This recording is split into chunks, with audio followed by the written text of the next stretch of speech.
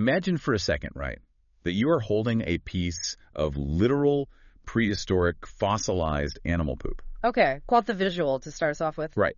Just holding it right there in the palm of your hand. Yeah. And you are using it, this multi-million-year-old piece of literal crap, to, like, heal your deepest emotional trauma and build a foundation for your future. Welcome to the deep dive. It is definitely an intense image, but it perfectly encapsulates the wild, surprising, and honestly deeply psychological world we are stepping into today. I am so incredibly excited for this one. We are looking at a massive, sprawling stack of source material today. Sprawling is the word. It's extensive. Yeah, I'm talking about an encyclopedic, incredibly detailed catalog covering the history, the intricate methodology, and the highly specific, sometimes frankly bizarre applications of what are broadly called crystal affirmations. Yep. And our mission today is basically to rescue you from information overload. Because if you hear the phrase crystal healing and immediately think of a purely mystical, maybe slightly woo-woo concept reserved for, a very specific type of new age gift shop. You're definitely not alone in that assumption. Right. But stick with us. Exactly, because when you actually dig into the sources, you realize we aren't just talking about magic rocks here. No, not at all. We are exploring this fascinating intersection of ancient human history, real geological science, and modern psychological anchoring. And, the backdrop for our deep dive today feels incredibly fitting for that intersection. Oh, totally. The vibe in here is perfect. Right. Imagine stepping into a beautifully lit, ancient apothecary-style space. The bookshelves around us are lined with glowing minerals, intricate geological charts detailing chemical compositions, and just rows upon rows of categorized, polished, and raw stones. It's amazing. It is a space where empirical science meets something much older and, far more intuitive. It's the absolute perfect vibe for what we are trying to do.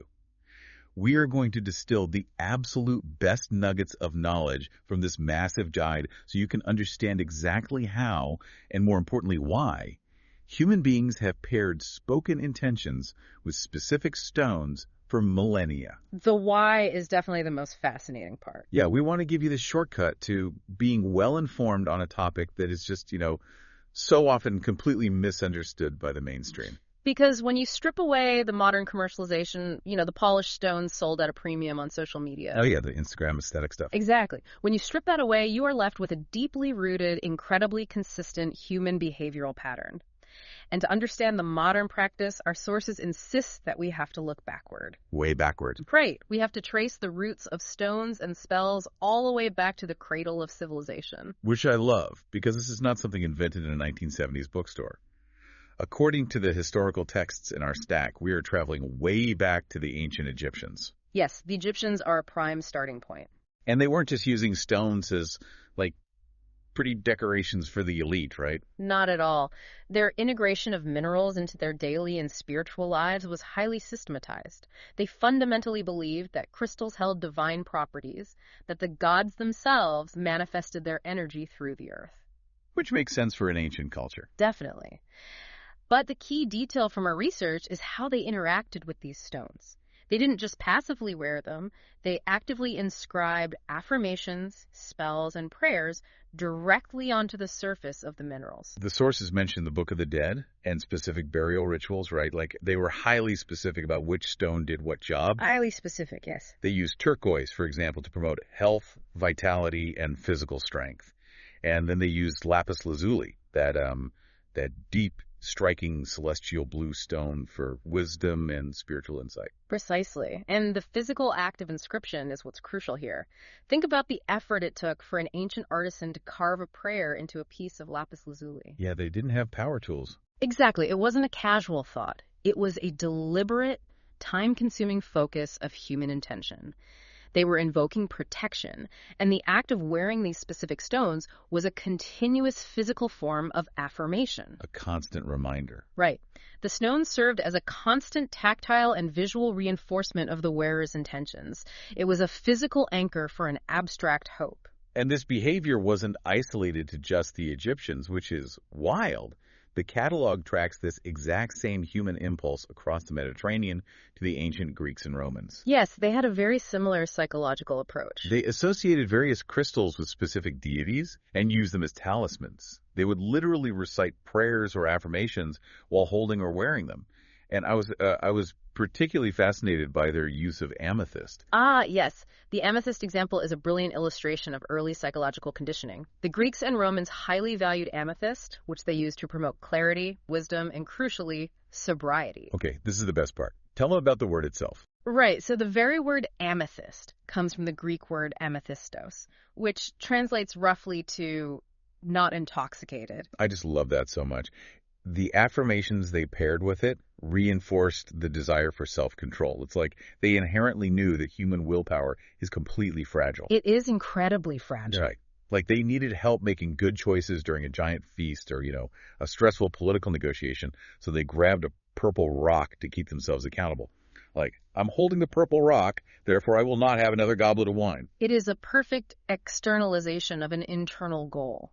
And if we travel east in our source material, the integration becomes even more physiological. The Chinese traditions. Right. In traditional Chinese medicine, the use of stones wasn't just about pleading with the gods. It was about the body's internal energy systems. Jade, for instance, was heavily utilized. Yeah, the texts note that jade was believed to have specific healing properties for the kidneys, right? And for balancing the body's vital life force, or qi. Exactly. They would use jade in intricate rituals and as daily talismans, deliberately imbuing them with spoken intentions for health and longevity. So they're actively speaking to the jade. Yes. The sources emphasize that ancient Chinese medical and spiritual culture heavily prioritized the power of intention in the healing process.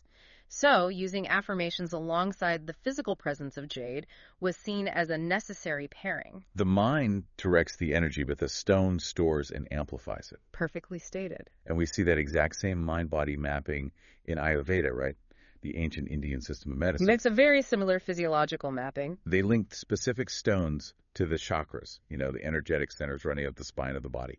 So you'd use a rose quartz specifically for the heart chakra while actively affirming self-love and compassion. Right. And in Buddhist traditions, practitioners have used crystals like amethyst or clear quartz as the physical beads on a mala. Yes, the prayer beads. Right, using them as tactile focal points to deepen the meditation experience while reciting their mantras over and over. When you zoom out and look at all the source material collectively, a really profound question emerges.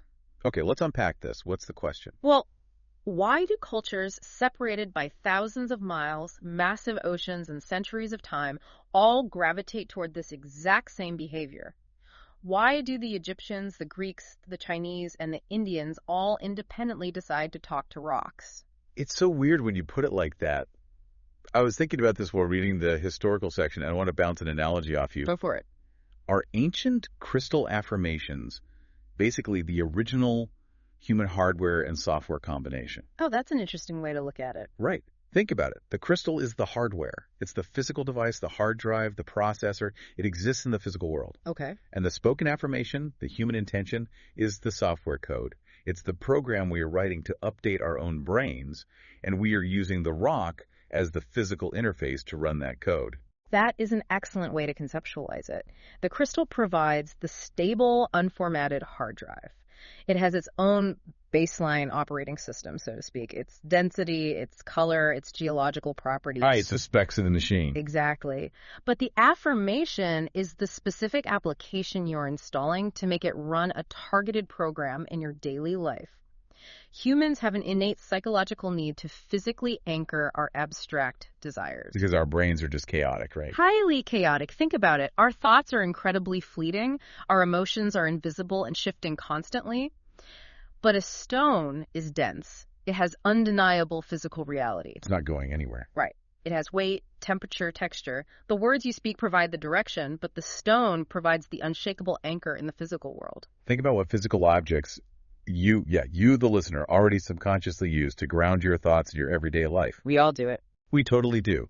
Maybe you have a specific heavy fountain pen that you only use when signing important contracts or writing in your journal, and just holding it puts you in a serious mindset. Or a favorite coffee mug that signals the start of the workday. Yes. Or think about a wedding ring. It's a piece of metal and stone, but you might find yourself spinning it on your finger when you are thinking about your partner or, when you are feeling anxious and need a reminder of your emotional foundation.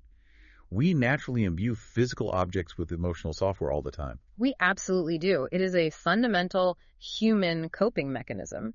And what the late 20th century New Age movement did, which is heavily detailed in our encyclopedic guide, was simply recognize this ancient psychological mechanism and structure it for the modern era. They gave it a user manual. Exactly. They took these ancient, disparate practices, the Buddhist mantras, the Egyptian amulets, the Ayurvedic chakra focal points, and they formalized them into a repeatable protocol. So instead of a high priest doing it, anyone can do it. Precisely. Instead of inscribing a prayer to an agricultural deity for a good harvest, a modern practitioner sitting in an apartment in a busy city might hold a piece of yellow citrine and affirm financial abundance for their small business. Which brings us to a massive pivot point in our deep dive. Because if understanding the ancient history shows us that this is the software human beings have been successfully using for thousands of years to manage their chaotic brains. The obvious next question is how we use it today. Exactly. How exactly do we write the code for this software today? Because our sources don't just give us the history, they provide a highly specific, very rigid modern methodology. Yes, an 8-step method to be exact for modern manifestation. Breaking down this methodology is crucial. This is where we move from a vague, somewhat mystical historical concept into a highly practical, repeatable psychological exercise that literally anyone can utilize. Let's look at the mechanics of this, step by step. Okay, breaking down the core information from our guide, we have these critical steps. It starts with step 1. Choosing the crystal. The source notes that you cannot just grab any pebble off your driveway. No, the selection is deliberate. You need to select a crystal whose traditional properties resonate with your specific intention. So, rose quartz for love and interpersonal healing, citrine for wealth and abundance, amethyst for mental clarity. Which perfectly aligns with the historical context we just discussed. You wouldn't use a spreadsheet program to edit a photograph. Right. You are selecting the appropriate hardware for the specific psychological job. Love that. Then we move to step 2, setting your intention.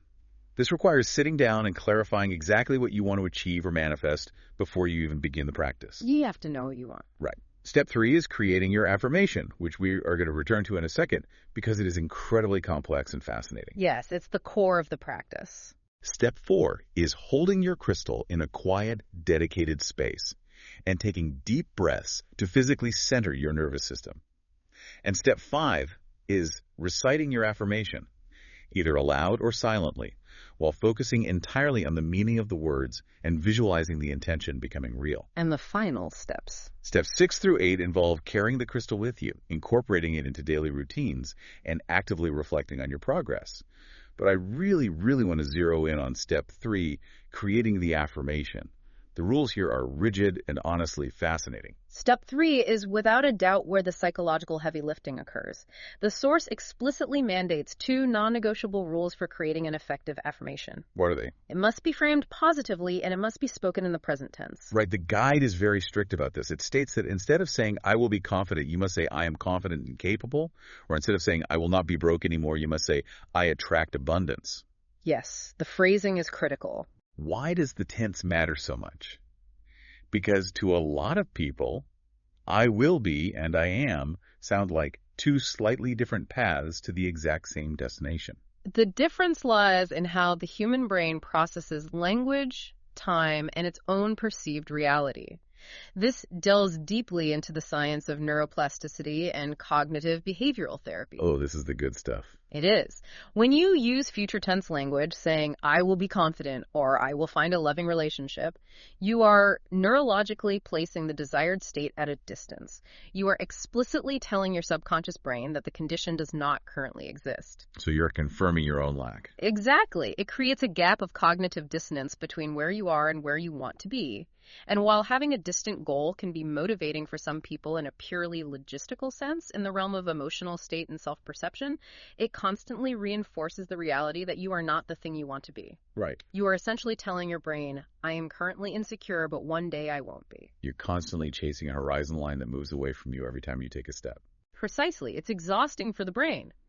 But when you use present tense language, when you stand there and say, I am confident and capable, even if you are currently terrified, you force your brain to process the statement as a current existing reality. Even if it feels like a lie at first. Yes, because the brain hates a contradiction between what it is hearing and what it is doing.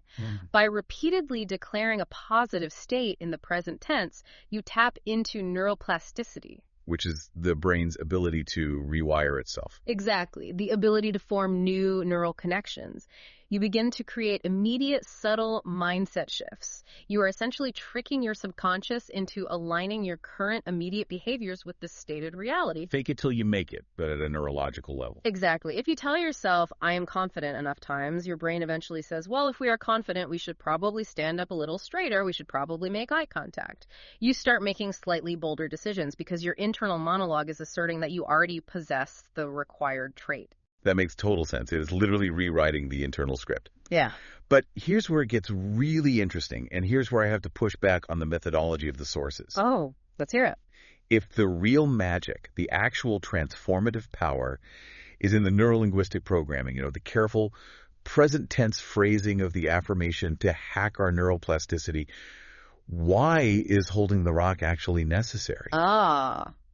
Seriously, couldn't I just write, I am confident, on a Post-it note, stick it to my bathroom mirror, and say it while I brush my teeth? Why do I need a piece of rose quartz sitting in my palm to make the brain hack work? That is the central question, and to answer it, we have to look at the severe limitations of modern human attention. Okay. Yes, theoretically, you can do mirror affirmations, but human attention is incredibly fragile. Especially today. Think about what happens when you stand in front of a mirror and try to recite an affirmation. My mind wanders immediately. Almost instantly. You notice a smudge on the glass. You see a stray gray hair. You suddenly remember an embarrassing thing you said at a party 5 years ago, or you start stressing about the traffic on your upcoming commute. Yes, the cringe memories always hit at the mirror. Right. Your brain's default mode network kicks in. Wait, the default mode network is that basically the brain's idling engine, like the part of the brain that spins up all my background anxieties and to-do lists the second I stop actively doing a task. That is exactly what it is. The default mode network is a network of interacting brain regions that is active when you are not focused on the outside world. It is responsible for daydreaming, rumination, self-reflection, and very often generating anxiety about the past or the future. So it's the enemy of focus. Essentially, yes. When you are just standing at a mirror reciting words, your default mode network has plenty of spare processing power to hijack your attention. Ah, okay. I was thinking about this like holding a physical steering wheel in a car. Okay, I like where this is going. If you were just sitting in an empty chair in your living room, pretending to drive, holding your hands up in the air, your hands are going to drift. You'll drop your arms. You'll scratch your nose. Your mind will wander. Yes.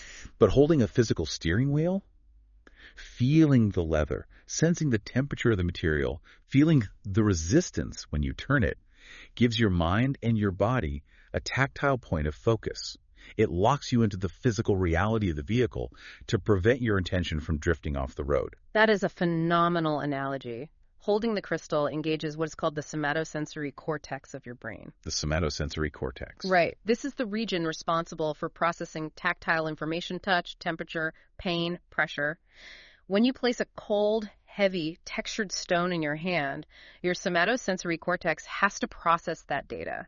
It gives the physical body a job to do. It takes up bandwidth. Exactly. And because the brain has finite processing bandwidth, occupying the somatosensory cortex actually steals computing power away from the default mode network. Oh, wow. So you literally don't have enough brain power left to worry about the embarrassing party memory. Precisely. It quiets the background noise. It grounds the abstract, floating thought of the affirmation into a tangible, physical reality, allowing the cognitive part of your brain to focus entirely on the meaning of the spoken words. So the modern 8-step method is not just some magical ritual. It is a highly structured, physiologically sound exercise in focused attention, intention setting, and cognitive reframing. assisted by a tactile sensory tool. Exactly. It is a focusing mechanism for a distracted mind. Okay, so now that we know exactly how to drive this vehicle, it's time to look at the different models of cars sitting in the garage. The catalog itself. Yes, our encyclopedic source categorizes dozens and dozens of specific stones, and they follow a really fascinating progression. Let's explore the actual catalog, starting with the stones designed to keep us firmly planted on the earth. Because if we're going to drive this car, we need tires on the road.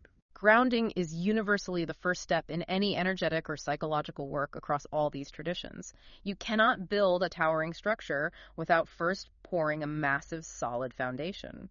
And our source highlights several incredibly dense, dark stones for this exact purpose. The visuals here are striking. First, we have banded obsidian, A classic grounding stone. The text describes it as being characterized by these stark black and gray bands. It's revered for its ability to absorb negative energies and provide deep clarity of mind, specifically helping individuals confront their hidden fears and release deep-seated emotional blockages. To understand why it's used this way, look at its geological origin. Obsidian is volcanic glass. Born from fire. Literally, it is formed when lava extruding from a volcano cools so rapidly that crystal growth cannot occur.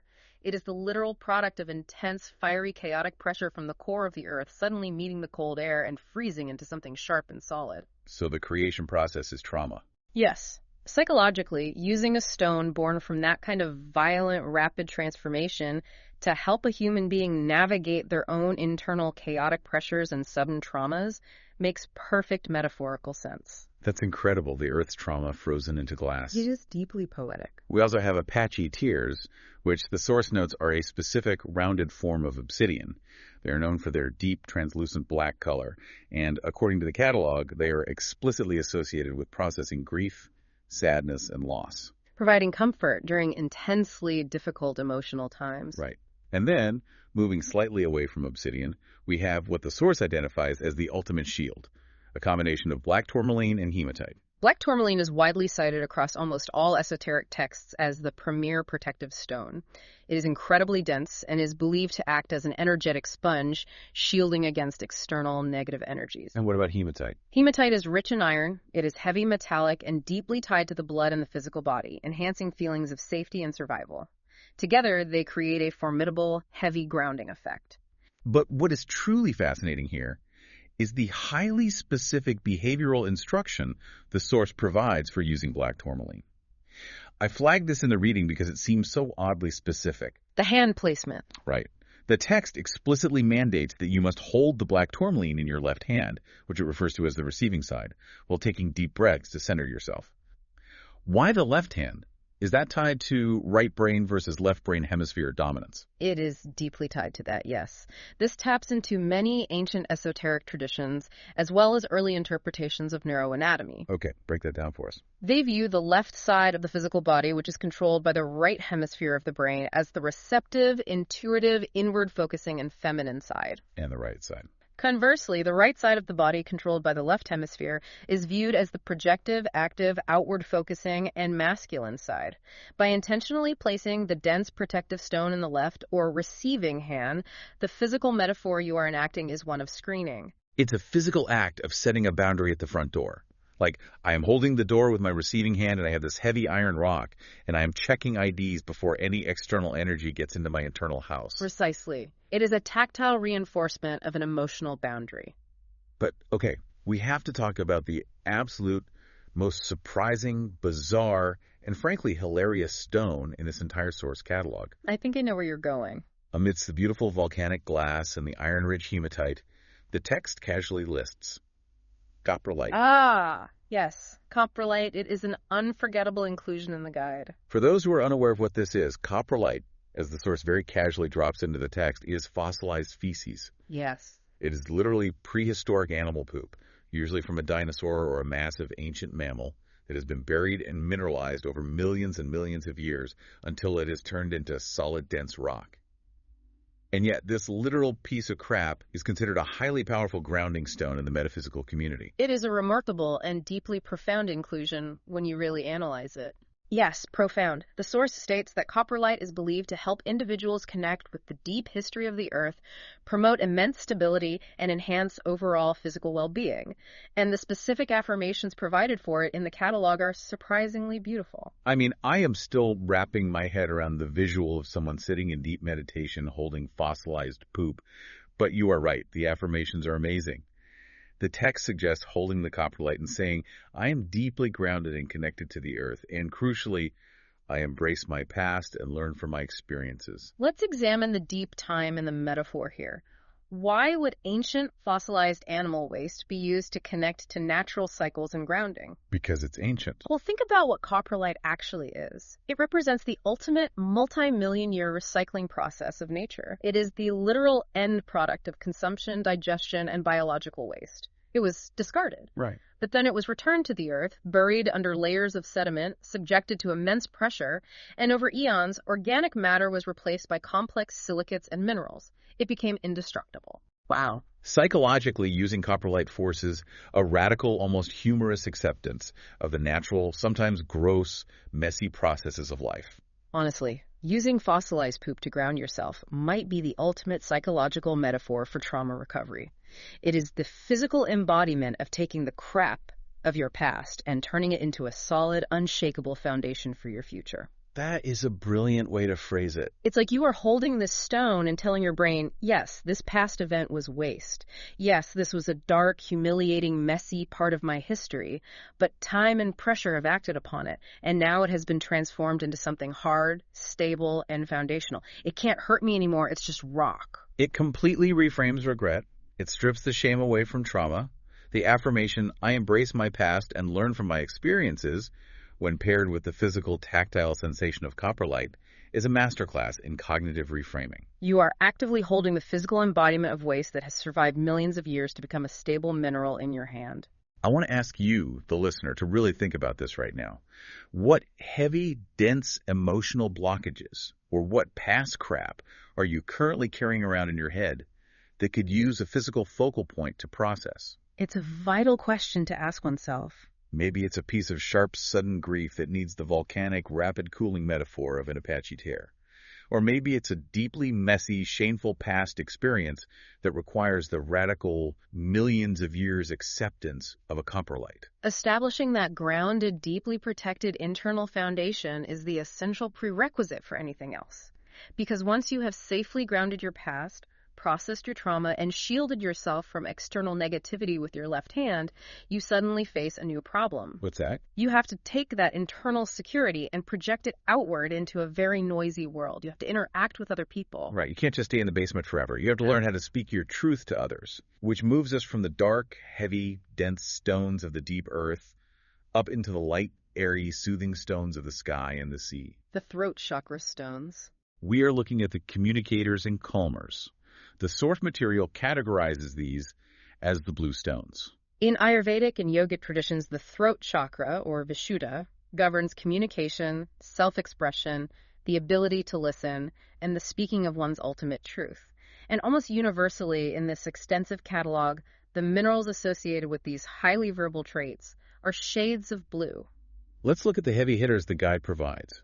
We have Amazonite, which is often referred to as the stone of hope. A very popular one. It's a beautiful, opaque, blue-green crystal that the text says encourages open, honest communication and physically alleviates stress. We have blue lace agate, which the text describes as incredibly calming and soothing, specifically engineered for improving verbal expression and clearing throat blockages. And chrysocolla. Right, chrysocolla, known as the wise stone or teaching stone, which promotes peaceful communication and empowers the user to communicate difficult truths from the heart. The visual aesthetics of these specific stones are deeply biologically intertwined with their psychological effects. This isn't just arbitrary color assignment. There's real science here. Yes. Evolutionary color psychology tells us that soothing blue and blue-green hues, which naturally mirror the expansive sky on a clear day or a calm, shallow body of water, directly and measurably impact our physiological state. Because early humans looking at a blue sky or clear water meant they were safe, right? As opposed to looking at a red fire or a yellow predator. Exactly. The brain associates those colors with safety and hydration. Looking at the pale, banded layers of a blue lace agate or the translucent sea-like depth of aquamarine can actually help lower your heart rate. Just by looking at it. Yes, it triggers the parasympathetic nervous system, reducing cortisol levels, which in turn literally eases muscular tension in the vocal cords and the neck. And you see that reflected perfectly in the affirmation the source gives for blue lace agate. The text says to hold it and affirm, I speak my truth with confidence and clarity. Notice how radically different the energy of that affirmation feels compared to the dark, heavy grounding stones. Oh, totally different. The grounding stones were all about defense, shielding, and internal stability.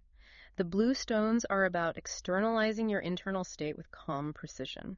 Think about the physical mechanics of anxiety. When you have to speak in public. Right. When you are nervous to speak, maybe you are about to give a presentation or have a difficult conversation with a partner, your throat literally tightens, your chest constricts, your voice wavers or cracks. The fight or flight response. Exactly.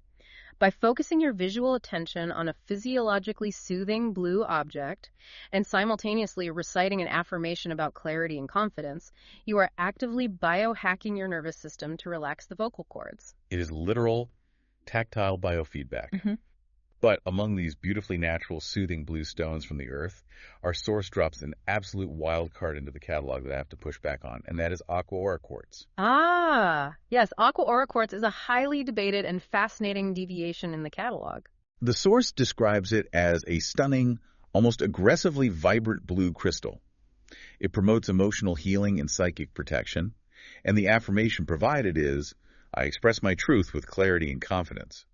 But then the text casually notes exactly how it gets that unnatural, iridescent blue color. The manufacturing process. Yeah, it is created in a laboratory by placing natural clear quartz into a vacuum chamber, heating it to nearly 1600 degrees and bonding it with vaporized pure gold. That is the process, yes. It is entirely a product of modern manufacturing. Okay, here is where I am throwing the flag on the play. This feels like a tech bro shortcut. A tech bro shortcut? Yes. In a practice that is so incredibly heavily focused on natural earth energy connecting to the dirt, the volcanic pressure, the deep roots of nature, doesn't injecting a rock with vaporized metal in a high-tech vacuum chamber completely defeat the purpose? I see your point. If the whole point is ancient wisdom, isn't a man-made crystal somehow lesser? It feels like cheating. I completely understand the skepticism, and it raises a vital debate within the metaphysical community regarding intention, purity, and human ingenuity. There are purists who agree with you entirely. Right. However, to understand why aqua aura quartz is so highly revered in this catalog, we have to look at the historical concept of alchemy. Alchemy. Like turning lead into gold. Exactly. Alchemy was both a physical and spiritual pursuit, the idea that human intervention could elevate nature to a higher perfected state. Look at the raw mechanics of aqua aura quartz. It is taking two highly revered, profoundly natural elements. Quartz and the gold. Right. First, clear quartz, which has been known for millennia as a master amplifier of energy. Second, pure gold, which historically represents the highest vibration of purity, divine energy, and incorruptibility. Okay. The human intervention using extreme heat and pressure to vaporize the gold so it bonds at a molecular, permanent level with the quartz lattice creates a completely new optical and energetic profile that nature simply could not produce on its own. But it's still manufactured. Yeah. It's not natural. Think about it in terms of modern human optimization. We don't view a person as less natural because they use human ingenuity to improve their baseline state. What do you mean? You might take a natural baseline human body and give it a protein shake synthesized in a lab, or have them wear mathematically engineered blue light blocking glasses to optimize their circadian rhythm. You are taking nature and upgrading it. Biohacking. Exactly. Creating aqua aura quartz is viewed as optimizing a baseline mineral for a highly specific, targeted frequency of emotional clarity. The human ingenuity isn't a corruption, it is the active ingredient. Okay, I see where you're going. Yeah. It's not faking a crystal. It's combining two powerful natural things in a way nature rarely does, specifically to create a specialized tool. The intention of the human scientist who created it is actually baked into the molecular structure of the stone. Precisely. It represents transformation. When you hold aqua aura quartz and recite the affirmation, you are utilizing a tool that physically, undeniably embodies the concept of taking raw potential and alchemically transforming it into something brilliant and expressive. All right, I can see the point. The human touch refines it for a specific job. So, If the blue stones and the throat chakra help us communicate with our bosses, our partners, the people around us in the physical world, what happens when we exhaust the physical world? We have to look higher. What if we want to communicate with concepts that are vastly larger than ourselves? What if we want to talk to the universe or time itself? To do that requires a massive shift in psychological perspective. We have to move from the earthly interpersonal realm into the cosmic and ethereal. We have to look at stones that challenge our perception of reality. Which brings us to the most mind-bending part of the guide, the transformers and cosmic connectors. We are diving into the absolute highest vibrations in the source material.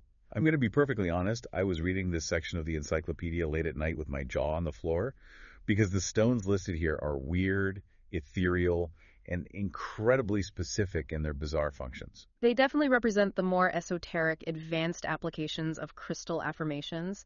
These are not beginner stones. Let's start with a stone called color change diaspore. It's also known in the gem trade as zoltanite or caesarite. The source notes that this is an incredibly rare gemstone that exhibits a fascinating optical ability to completely change color under different lighting conditions. Its pleochroism is remarkable. It goes from a kiwi green with flashes of yellow in natural daylight to a champagne pink, brown, and even a deep purplish orange when you move it under artificial incandescent light. The physical properties of diaspora serve as a flawless visual metaphor for psychological flexibility and emotional intelligence. Exactly. Because the affirmation provided for it in the guide is, I am adaptable and resilient, flowing with the currents of life. The brilliance of this pairing is the physical mirroring. Think about when you are struggling with a sudden, massive change in your life. Maybe you were laid off from a job you loved, or a long-term relationship suddenly ended, or you had to move to a new city. Those moments are devastating. In those moments, human beings tend to feel rigid, brittle, and broken. We resist the new environment. But by holding a stone that literally fundamentally shifts its appearance based entirely on the environment it is placed in, you are holding physical, undeniable proof of adaptability. The rock doesn't shatter when you turn on a different light bulb. Precisely. The stone doesn't break when the light changes. It simply reveals a completely new facet of its inherent beauty. It adapts instantly and effortlessly to the new reality. That is so powerful. By holding it and reciting the affirmation, you are actively programming your mind to mimic the stone's physical resilience. It simply reveals a new facet of its beauty. I love that framing for surviving a life crisis. Now, another incredibly intense stone in this section is ancestralite. The text describes it as a dark, metallic, banded crystal associated specifically with ancient ancestral wisdom. It is believed to facilitate deep communication with ancestral spirits and help individuals embrace their deep heritage. The affirmations include, I honor my ancestors and their wisdom, and I am open to receiving healing from the past. Ancestralite touches on the profound concept of deep time and lineage.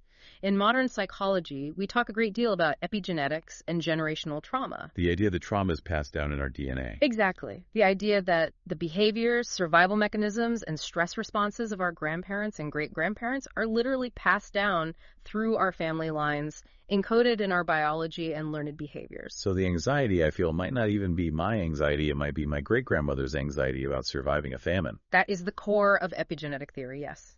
By using a heavy, ancient stone like ancestralite, an individual creates a dedicated physical and mental space to acknowledge that incredibly long chain of human existence.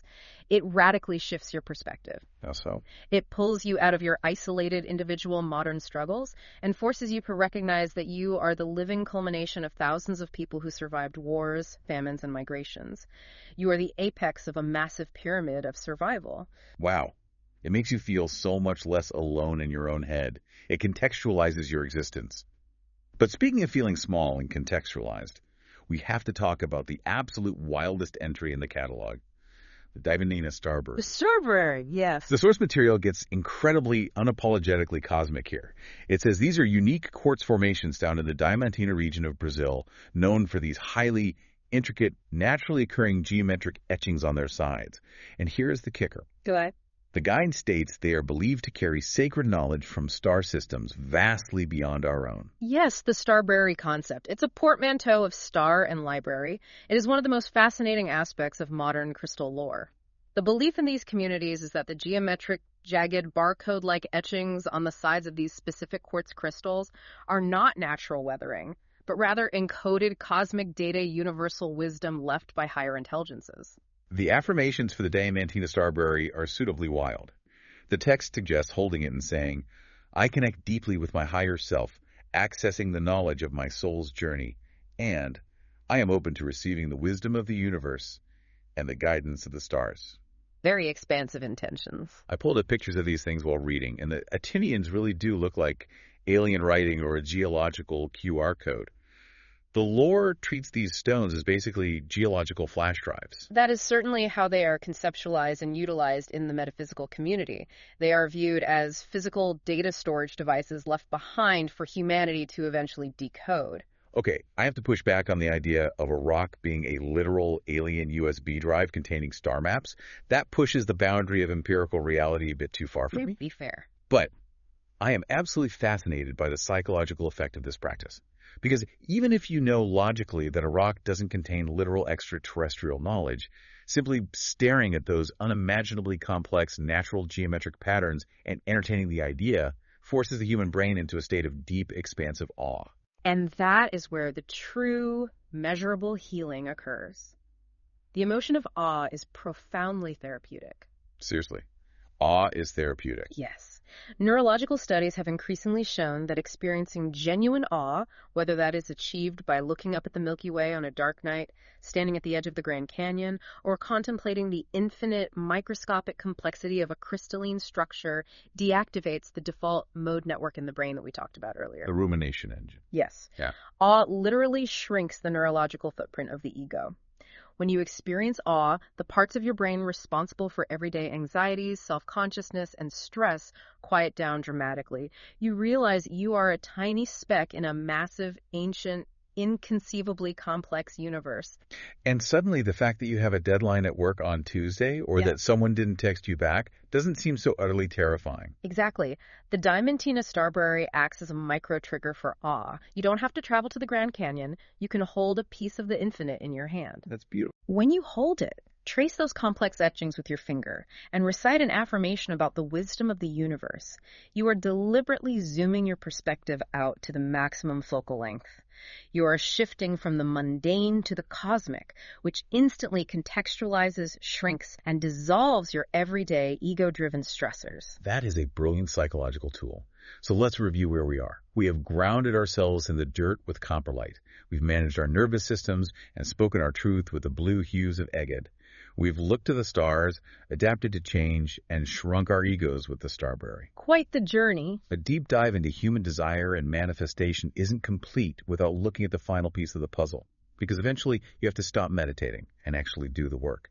We have to look at how we manifest our dreams in the physical everyday world of action, sweat, and wealth. The realm of action. It is where all this beautiful, abstract intention must finally meet the friction of physical reality. We are talking about the Prosperity Stones. Our encyclopedic guide has a massive section dedicated to the powerhouses of motivation.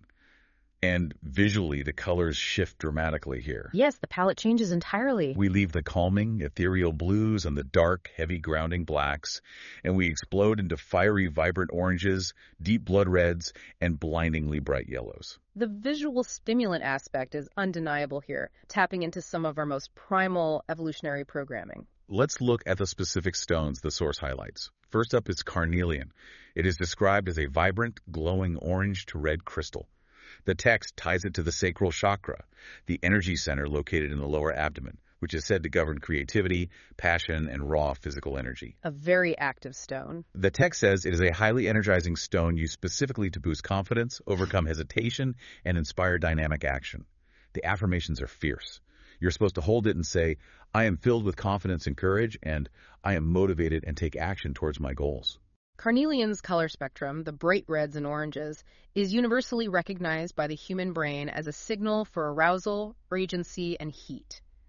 Think of fire, warning signs, ripe fruit. It demands attention. From a purely physiological standpoint, staring at a bright, fiery orange stone naturally and measurably elevates the heart rate. It stimulates the sympathetic nervous system. It wakes you up. Okay, wow. When you pair that inherent physiological visual stimulation with a declarative statement like, I take action, you are creating a congruent feedback loop. Your mind and your body are receiving the exact same go signal simultaneously. Then we have Dragon's Blood Jasper. I absolutely love the name and the look of this one. The guide describes it as a deep, earthy green stone, heavily splattered with intense splashes of red, symbolizing a warrior's courage and raw physical strength. It's very evocative. The text notes it helps individuals overcome daunting challenges and embrace their inner power. But what I really want to focus on is the specific wording of the affirmation provided. I draw on my inner strength and wisdom to face any challenge. That phrasing is a masterstroke of psychological framing. What is fascinating here is how that specific wording completely shifts the psychological locus of control for the practitioner. Locus of control.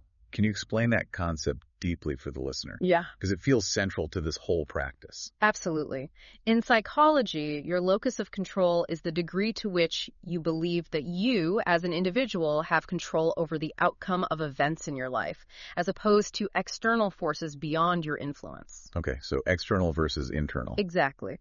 If you have an external locus of control, you fundamentally believe that things happen to you. You believe your life is dictated by luck, fate, the economy, or the decisions of powerful people around you. You are a passenger. That sounds disempowering. It is. But if you have an internal locus of control, you believe that your own actions, your own grit, and your own decisions dictate the outcomes of your life. You are the driver. And people with an internal locus of control generally achieve more and recover from failure faster. Right. Yes, overwhelmingly so. Now look at the Dragon's Blood Jasper affirmation. I draw on my inner strength to face any challenge. It actively, verbally reinforces an internal locus of control. Oh, I see. The brilliance is that it reminds the practitioner that the power to overcome an obstacle isn't magically radiating out of the rock. The rock isn't going to fight the battle for you. The rock is just a heavy green and red mirror reminding you that the power, the courage, and the wisdom are already inside of you. The rock is the mirror reflecting your own agency. I love that so much.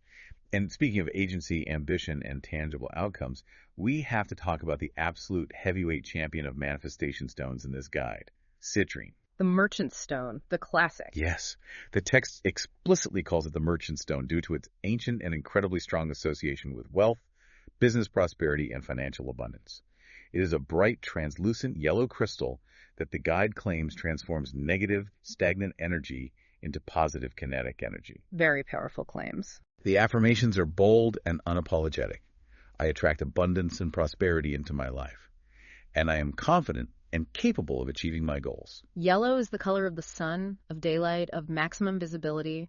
It serves as a potent, uplifting visual stimulant for optimism and forward momentum. It's just a happy color. Right. When you are trying to build wealth, launch a startup, or advance in your career, the daily psychological toll of rejection, failure, and self-doubt can be incredibly heavy. Citrine is used as a physical, bright counterweight to that creeping negativity. Okay, but here is where I have to ask the ultimate skeptical question of this entire deep dive.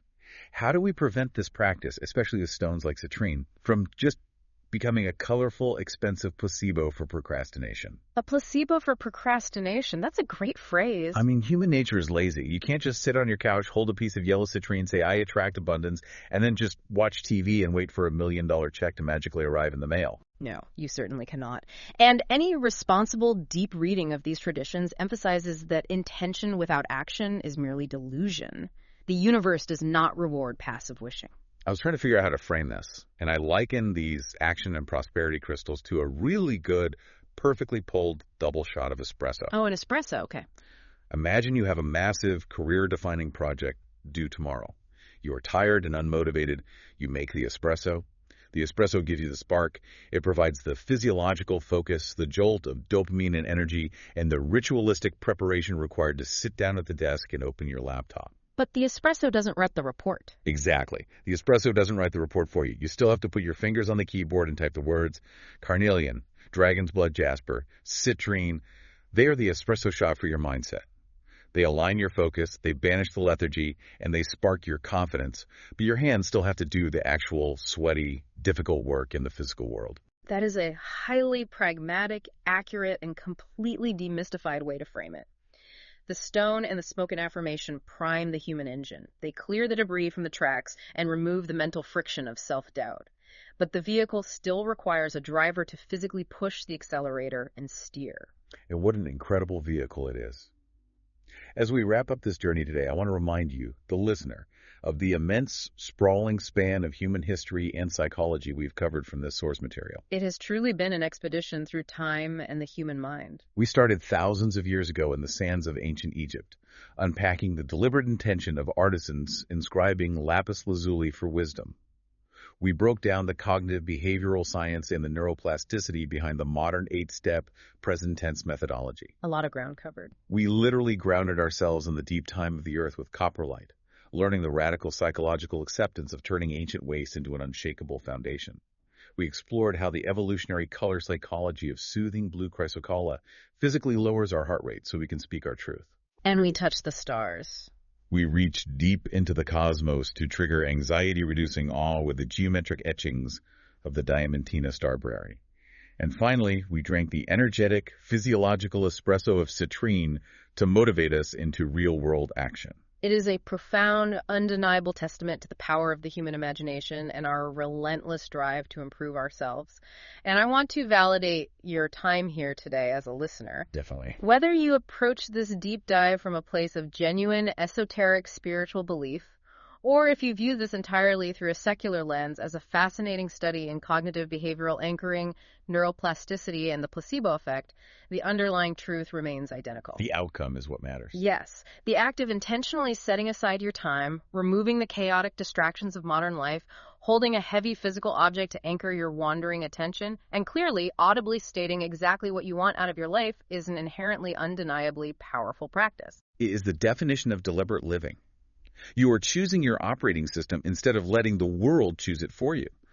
But before we go, I want to leave you with one final, lingering, and honestly highly provocative thought. Oh, ready. We've spent this entire time talking about the psychology, the metaphors, and the history of stones. But let's look at hard physics for just 1 second. Yeah. We know for an absolute, scientifically verifiable fact that clear quartz is the foundational backbone of modern human technology. It absolutely is. It is used in our watches to keep precise time, and it is used in computer chips, cell phones, and radios to store memory and transmit data signals. Why? Because quartz is a piezoelectric material. When it is subjected to mechanical stress or an electrical charge, it vibrates at an incredibly precise, measurable frequency. It is the literal physical hardware of the modern information age. Without quartz, the digital world stops. Exactly. So here is the provocative thought for you to mull over tonight. If the most advanced empirical technology on the face of the planet physically relies on the precise vibrational structure of quartz crystals to store complex data and run massive programs, what are you actually programming into the crystalline structure of these stones when you hold them? Focus the bioelectrical energy of your nervous system into your hand and speak your deepest, most powerful intentions aloud. It brilliantly bridges the gap between ancient metaphor and quantum physics in a way that makes you question the boundaries of reality. It really makes you wonder. The next time you hold a stone, whether it's a piece of quartz or just a smooth pebble you found on a beach, remember this deep dive. You aren't just looking at a broken piece of the earth. You're looking at a tool, a hard drive, a mirror, and maybe, just maybe, the original human software. Keep questioning, keep exploring, and we'll see you on the next deep dive.